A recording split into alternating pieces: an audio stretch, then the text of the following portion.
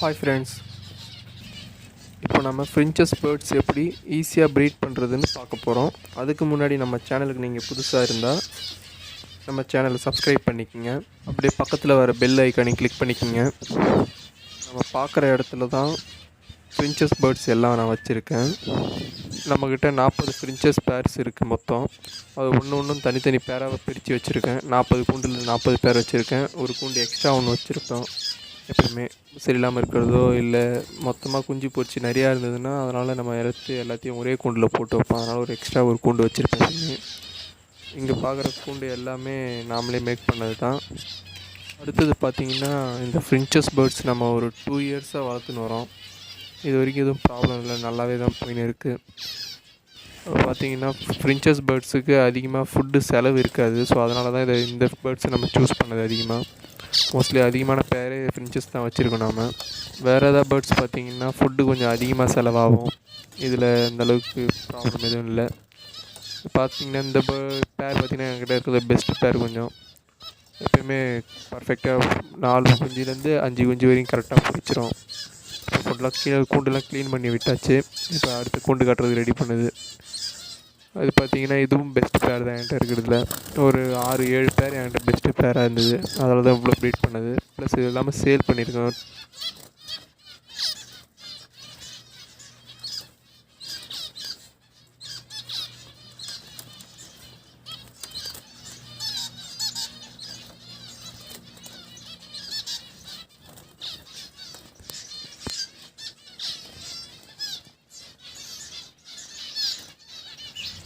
இந்த பேர் பார்த்திங்கன்னா 3 to 4 டேஸ்க்குள்ளே தான் இருக்கும்.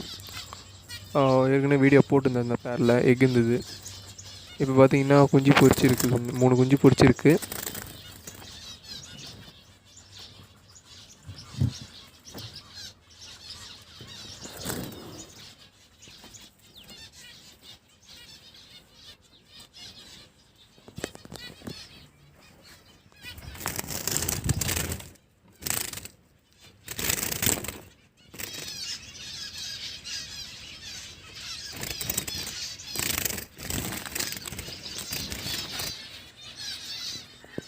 இந்த பேரில் பார்த்திங்கன்னா ஒரு ஒயிட் ஃப்ரின்ச்சஸ், ஒரு ஜீப்ரா ஃப்ரின்ச்சஸ் இருக்கும்.